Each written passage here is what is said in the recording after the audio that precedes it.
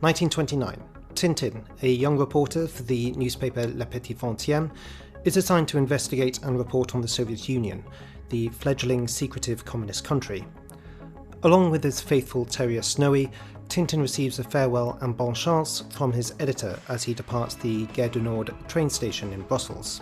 Almost immediately after departure, Tintin is identified as a meddling journalist by a Soviet agent, who attempts to silence him by exploding a bomb in his train compartment. The bomb destroys Tintin's carriage, but he survives. However, upon arrival in Berlin, the first destination which requires an interchange, he is arrested by the Weimar authorities, charged for the misappropriation of the train carriage and loss of passengers. Once in jail, Tintin disguises himself as a member of the Schutzpolizei and breaks out of prison. After initial escape on a motorcycle, then subsequently via car, he inadvertently finds himself on another train before eventually reaching the Soviet border. The border guards immediately assign the Checker or secret police to spy on him and cease any of his investigative activities. Tintin, however, escapes their grasp and continues his journey on foot, in which he comes across a Potemkin industrial town, vainly attempting to hide the masquerade on show for foreign communists. Tintin then chances upon a Soviet council in which the communists force the electorate at gunpoint to support and elect their list. Tintin returns to a hotel room and writes a lengthy copy for his paper. After a series of further escapades, Tintin finally arrives in the Soviet capital Moscow, but once again is imprisoned. With the help of Snowy, however, he escapes his Chinese torturers and chances upon a diving suit that allows him to surface in the Moskva River. Moscow is revealed to be a rundown slum, accompanied with lengthy bread lines of orphans who only receive rations if they are known communists. Tintin goes undercover to a party meeting, discovering a plot to raid kulaks, or wealthy peasants, for grain. He enlists in the Red Army under false pretenses in order to warn the peasants to hide their stocks. Tintin naively attempts to interject when the commanding officer gives orders to torture the villagers so as to reveal where they have hidden their grain. Tintin is sentenced to death as a result. However, he had the foresight to replace the soldiers' ammunition with blanks before their arrival to the village, and thus fakes his own death. Heavy snowfall, in addition to an encounter with a grizzly bear, leaves Tintin fighting for his life, but he nonetheless survives. Eventually, our intrepid reporter discovers a secret bunker in which Lenin, Trotsky and Stalin used to hoard valuables and goods, all requisitioned from the Soviet people. Snowy once again orchestrates Tintin's escape, allowing him to investigate the vaults freely. The full ruse of Soviet utopianism and the impressive agrarian output is revealed when he discovers that reserves of grain are exported for propaganda purposes, whilst famines are commonplace. Tintin then poses as Comrade Lindbergsky, the Russian Lindbergh, and pilots a monoplane out from the bunker's hangar, only to crash land in a storm. He expertly fashions and carves a propeller from a tree, and once again becomes airborne, journeying onwards back to Berlin. The Checker catches up, but for the final time failed to liquidate him, once again thanks to Snowy's quick thinking. Tintin is keen to return to Russia to continue his investigative journalism, despite Snowy's protestations, but when they inadvertently find themselves on a train headed for Brussels, Tintin decides to put an end to his first grand adventure. His return is welcomed by all awaiting Belgians, who hail him as a hero.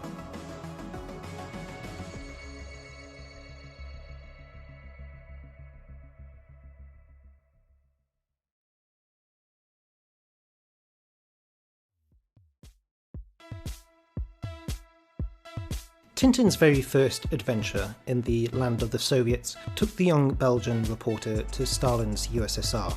His aim to uncover the Marxist horrors imposed on an innocent population by the minority rule of the ruthless Bolsheviks. Much has been said about Hergé's supposed controversial right-wing storytelling, which would include colonialist attitudes, claims of anti-Semitism, and even the flippant nature of Tintin's assignment to Moscow and beyond. Friends of mine often tease me in regards to this assertion, as it is the only aspect of Tintin and his creator that they supposedly know of. Before I even attempt to counter such claims, there are some factors we should first consider. Having reread Tintin's inaugural adventure for the purposes of this review, and sometime since initially having read it, I am reminded of how disinteresting and underwhelming it is as a narrative.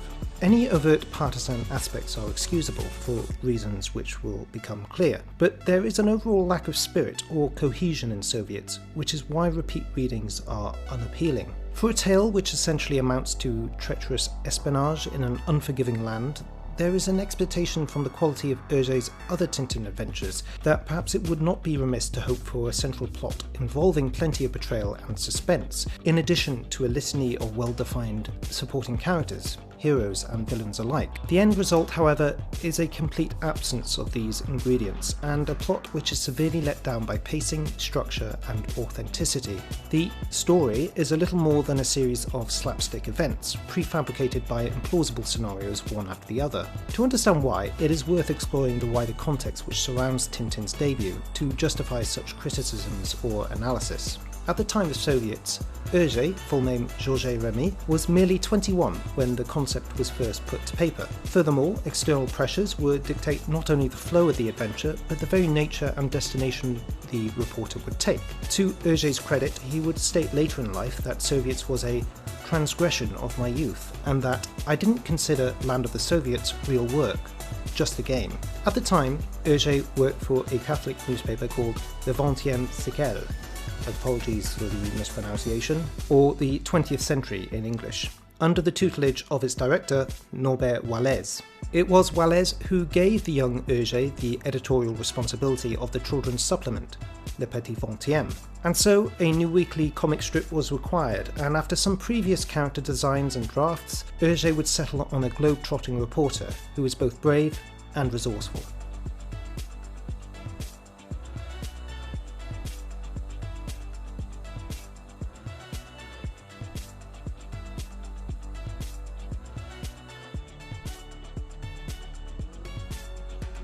Soviets would debut in January 1929 and thus serialised over the next year, which incidentally is why it would become the longest Tintin adventure.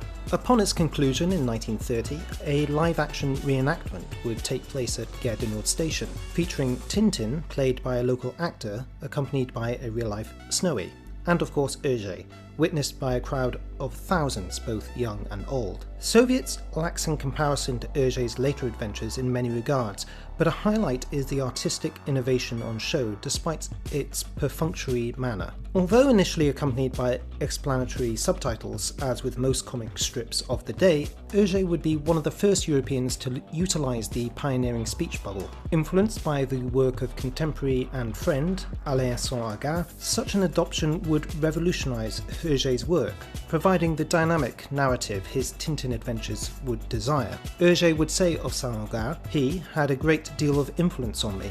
His precise readable drawings, narrated in perfect fashion." What's more, Hergé would digest American strip cartoons, redefining them for the European market alongside contemporary art styles such as futurism and abstractionism. Cinema would also play a significant role in these early adventures, specifically the slapstick humour and dynamism of the Keystone Cops, Laurel and Hardy, and Buster Keaton. And of course there is la ligne claire, the clear line technique, which is ever present from the outset of Tintin's lifespan to the very end. Instantly recognisable to many Tintin fans, the clear line offers an emboldened style which accentuates characters against a myriad of backgrounds. Soviets, however, is unsurprisingly substandard to the quality expected from Hergé, and generally there is a blasé aura to the work. As Hergé would state later in life, Le Petit 20e came out on Wednesday evening, and I often didn't have a clue on Wednesday morning how I was going to get Tintin out of the predicament I had put him in the previous week. Every few pages or so, the reader is subjected to a manufactured cliffhanger, only for it to be resolved either in a substandard manner or an absurd Deus Ex Machina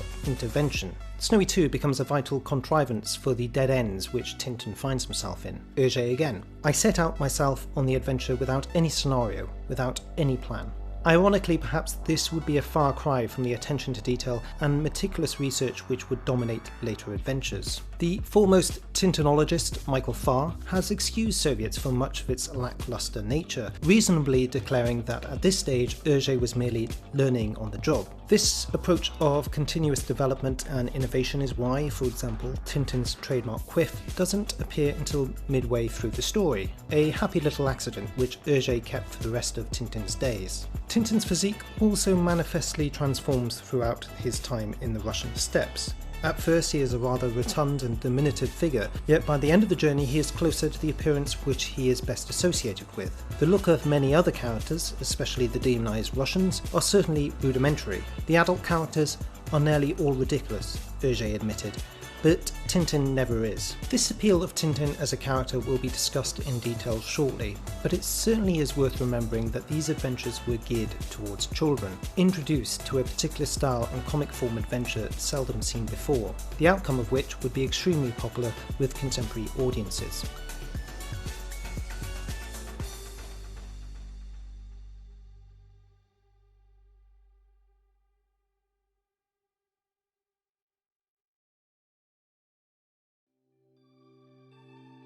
A particular drawback of the early adventures is the lack of supporting characters which complement our champion.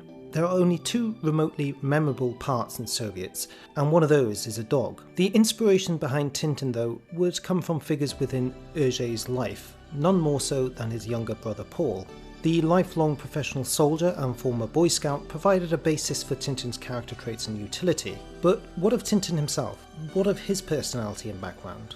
In the book Hergé, the man who created Tintin, I came across this apt summation. He is Caucasian, lacks a first name, an orphan, without a past, celibate, excessively virtuous, chivalrous, brave, and a defender of the weak and oppressed. In this manner he is the ideal mannequin to adorn one's hopes and dreams to, without baggage, pristine and pure, and above all, accessible. Hergé would later reveal that my ideal was to be like Tintin, a hero without fear or reproach, and indeed going one step further in stating, Tintin is myself, my successful double. I am not a hero, but I have dreamed of being one, and never stopped dreaming. This admission perhaps gets to the heart of the character arc and transformation in which the boy reporter would eventually achieve, less a willful correspondent, and in due course a spirited adventurer and explorer. Such heroic and selfless attitudes would serve as an ideal role model for many avid readers, yet in many regards Tintin is never flawless. If Tintin is a moralist, Hergé pondered, he's a moralist who doesn't take things too seriously. Unfortunately, not many of these endearing traits are not yet fully formed in Soviets, and instead there is a focus on Tintin's practical skill set in the absence of any real character development. A striking example is a preposterous moment in which Tintin carves a new propeller for his stricken aeroplane, perhaps a Polikarpov I-1, using nothing more than a pocket knife, which nonetheless results in a humorous misadventure when it is initially applied incorrectly. As Michael Farr notes, Tintin is somewhat gauche, more a well-meaning Boy Scout than a budding reporter in this first affair. However, the impromptu and almost featureless aspect to this original incarnation of Tintin would work in his favour. As Farr highlights, many could identify with a flexible, distinctive, yet anonymous figure. In Harry Thompson's book, that's with a P as in psychology, Tintin, Hergé and his creation, he further expounds upon this. This very anonymity remains the key to Tintin's gigantic international success. With so little to mark him out, anybody from Curaçao to Coventry can identify with him and live out his adventures. Millions have done so, both adults and children. Snowy, meanwhile, takes on a far more central role at the outset, before he is surpassed in later episodes. The nascent canine companion interjects verbally more often at this stage, and his physical actions are at times almost anthropomorphic. He serves as both the comic foil and possesses character shortcomings which allow Tintin to take on a role of command and control. Attributes such as loyalty, fearlessness, fourth wall breaking inquisitiveness, and above all his propensity to imbibe, as opposed to the mostly teetotal Tintin, are all apparent in Soviets, traits which would remain with the beloved terrier throughout the next half a century.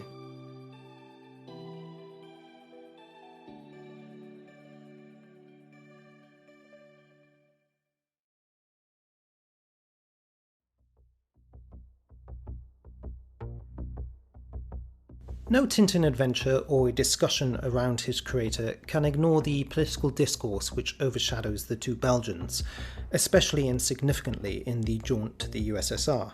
Hergé had long wished to explore America through the guise of his drawings, and although Tintin would eventually make the trip to the New World in his third adventure, there was little choice in the location of his first destination. Norbert Wallez, the director of Le 20e siècle, was said to have adorned his desk with a picture of Benito Mussolini, fascist dictator of Italy. It is thus no surprise that he wanted an exposé on Bolshevik barbarism. Moreover, Belgium, a devout Catholic nation, was diametrically distant from the Soviet Union's state atheism, and thus the latter was a prime target of attack, criticisms of which the youthful readership of Le Petit 20e would consume unquestionably. As Hergé himself attested to, anti-Catholicism in Belgium during the interwar period was essentially regarded as communism. It would be Wallez who provided the guideline and research for the Soviet adventure to the young homebody, Hergé. The 1928 book, Moscow Unmasked, or Unveiled, was to be the singular heavy-handed resource for the events which take place in Soviets. A diatribe written by Joseph Dulé, the Belgian consul in Rostov, elements of which would be directly referenced throughout the Tintin story, the rigged Soviet election, the Potemkin industrial farce, and so forth. Michael Farr would regard it as an absurdly one-sided book, and Hergé himself would be far more cautious and less reliant on limited resources for latter adventures. There is little doubt that many references were indeed exaggerated, and which led to an air of hysteria entirely inappropriate for the knockabout thrills of Land of Soviets, according to Thompson. Indeed, Thompson goes on to say that Hergé was merely biding his time, and thus accepted the political polemic which came with the territory at the time, hoping to eventually move on to less zealous and antagonistic narratives. That is not to say that there are no unfounded claims in Soviets. The USSR provided a rich vein of untapped intrigue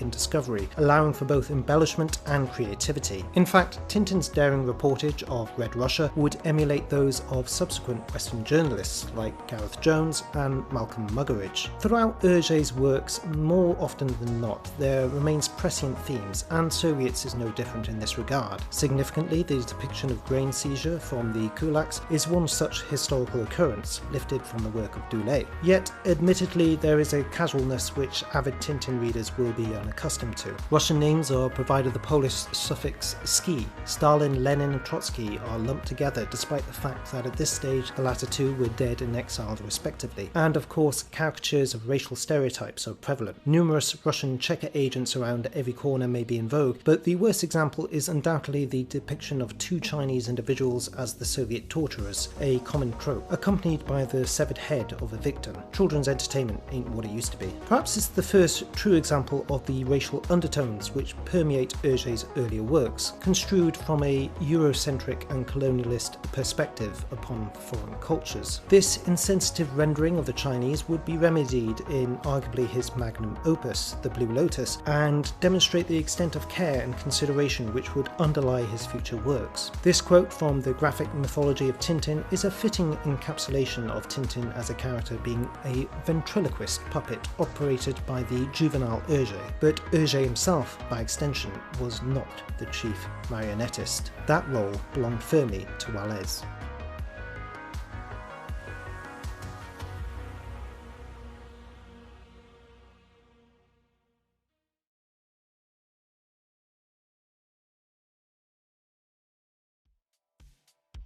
My objective had been to take Soviets at face value, recognising its achievements and faults alike. Yet, analysing all Tintin adventures, and in particular this volume, cannot be achieved in isolation. It comes as no surprise that Soviets is regarded by myself and many others as a poor Tintin adventure, as outlined previously. However, does it deserve some leeway and perhaps a touch of revisionism due to the circumstances surrounding its publication? I had not come across in the Land of the Soviets until I was much older. As a child, I would plead to my parents or save any pocket money I had to obtain all 21 Tintin volumes I was aware of. This misadventure, the Congo and the Unfinished unfinished alpha art were, to me at the time, truly non-existent. An element of censorship may play a part in this ignorance, as I was not able to purchase hardback editions of the first two adventures until they were re-released in the mid-2000s, accompanied by content warnings. Nonetheless, I feel there's justifiable reason why Soviets is seldom raised by many, even as a Tintin curiosity. I do not wish to attribute this to a feeling of vicarious embarrassment, or perhaps even a modicum of modern-day political correctness. As stated from the outset of my analysis, it is the narrative of Soviets which is to me its greatest failing. It feels dated in a manner that is incomparable with so many other Tintin adventures throughout the years. I rarely find myself dipping into Hergé's first attempt, as it lacks so many of the attributes which make for a good Tintin adventure. A strong central plot, which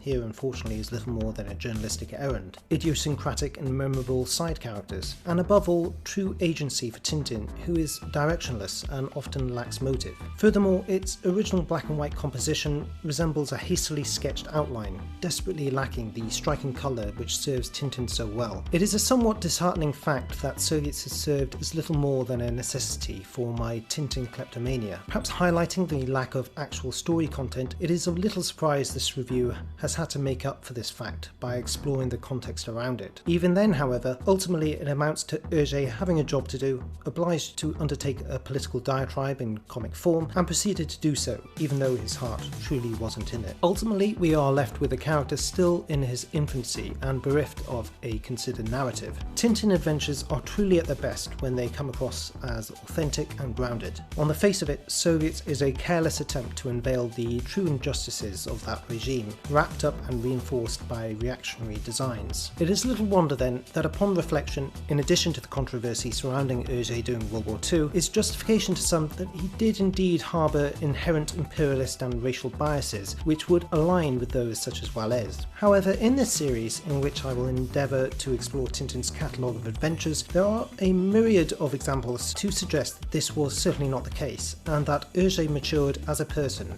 via his Tintin avatar into a champion of justice and intercultural awareness. There's simply so much to unpack when it comes to Tintin. The artwork, settings, characters, context, history, and of course the political discourse. And this is perhaps why Hergé and his stories continues to resonate with so many. Lastly, I will end the review by placing each adventure into a tiered list. Tintin in the Land of the Soviets, despite an excuse as a first effort, belongs firmly on the bottom shelf. But thank you for watching, please subscribe for future Tintin reviews, and comment below to let me know what you think of Tintin in the Land of the Soviets. Finally, if you would like a deeper dive into the world of Hergé and Tintin, then I would certainly recommend Harry Thompson's excellent book Tintin, Hergé and His Creation, and Michael Farr's Tintin the Complete Companion, both of which served as essential sources for this review and go into far more detail than I could ever hope to.